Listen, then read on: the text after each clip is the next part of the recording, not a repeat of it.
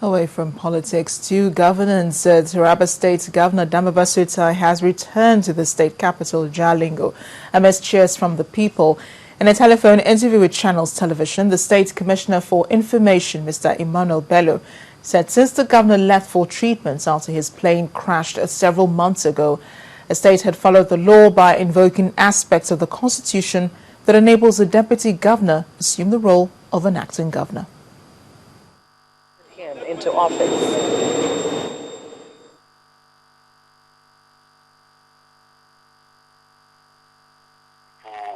are very, very happy. The whole town was, agog.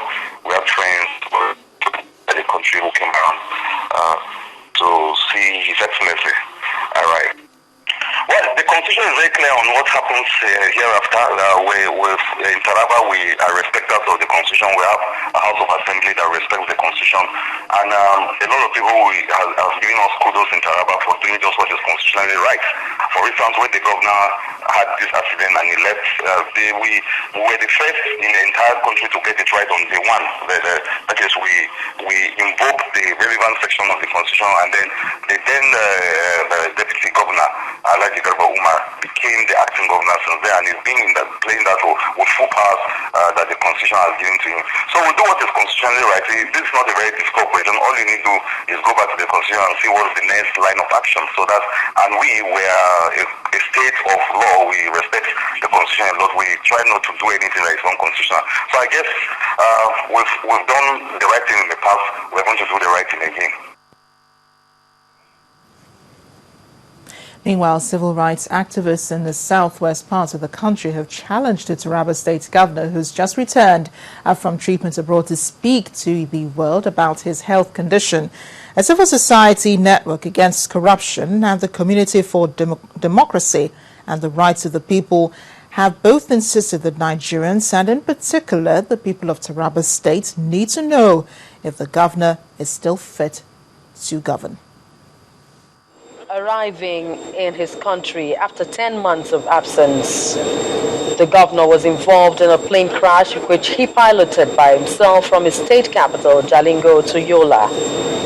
Treatment after treatment in Germany and the United States of America had kept him away from the eyes of those who elected him into office.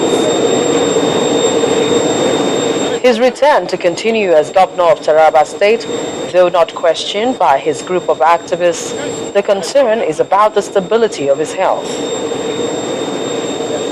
One of the things that is very instructive in this situation is the fact that we've had this experience before, and the first thing for us is to be on our guard. I mean, I can tell you that I'm actually a taxpayer in Taraba State. And also the oil that is sold on behalf of every one of us. I mean, it is either the Niger Delta, and so say it's coming from Niger Delta. It belongs to Nigeria, so all of them share. So we all have no cause to challenge the situation. You should speak out to let us know that he is healthy enough, he is sane enough, he is capable physically, mentally, and spiritually ready to govern. Still within the southwest region and now in Osun, these right activists are not far from making the same demand. They must constitute a panel to look into, or else it should come out tomorrow if he is healthy enough to lead Taraba State. To come out and address the nation or the people of Taraba State. So if the House of Assembly is violating the constitution that they promised to uphold, then they will have a serious problem, not only in Taraba State but in Nigeria. This is a constitution that they all signed and promised to abide with. And for 10 months, they have been ignoring seriously to hide the issue behind the accident of Dambaba Sutai. Governor Sutai, who had a brain damage in the crash, is still aided to walk. Loretta Chiogo, Channels Television News. It appears members of the terrorist group Boko Haram are not relenting in their attacks despite claims by the JTF that it may have killed the sect's leader, Abubakar Shekau. And reports say the group has killed 14 youth vigilante, popularly called civilian JTF, in an attack on Bama Town, Borno State, northeast Nigeria. The youth vigilante groups have been helping the military capture Boko Haram members, but they've also become targets of the insurgents, with several of them already killed.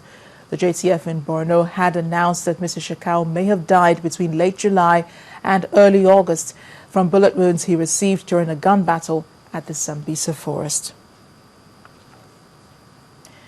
It may no longer be business as usual for oil thieves in the Niger Delta region, as the Nigerian Maritime Administration and Safety Agency and the Nigerian Air Force have reached an agreement in the bid to curb the menace. Making this known in Abuja, the Director General of NIMASA, Ziakede Akpobulokemi, pointed out that the partnerships is to send a clear message to those responsible for the huge loss of oil revenue by the federal government. He explained that the partnership will cut costs and do away with duplication of efforts in the protection of the country's resources. Nigeria is said to lose 400 barrels per day of its crude products. Statistics such as this one is alarming, especially as analysts say it could get worse if the menace of oil theft and illegal oil businesses are not nipped in the bud. That seems to be the focus of the agreement between the Nigerian Maritime Administration and Safety Agency and the Nigerian Air Force. The two agencies are seeking ways of curbing the illegal activities on Nigerian waterways. To those that are organizing our maritime domain by their acts, various acts of criminality, not limited to oil bunkering, illegal oil bunkering, piracy, or other acts, that today the formal coming together of the Nigerian Air Force and the Nigerian Maritime Administration and Safety Agency will send a very, very clear message to them that their days are gone. The Chief of Air Staff, Air Marshal Alex Bode, who seemed enthusiastic about the partnership, expressed the readiness of the Nigerian Air Force to contribute its quota to the protection of the nation's petroleum resources. We have capabilities to go deep into sea, to cover our whole EEZ, and see what is happening there. Whatever we are doing, there's only one end state. And that end state is to make sure that Nigeria benefits maximally from whatever it wants to do. The Memorandum of Understanding requires the two agencies to do an appraisal of this partnership after 1 year. It is hoped that the result sought, which is to stop the theft of Nigeria's rich oil resources, will be achieved. Amaka Okafor, Channels Television News.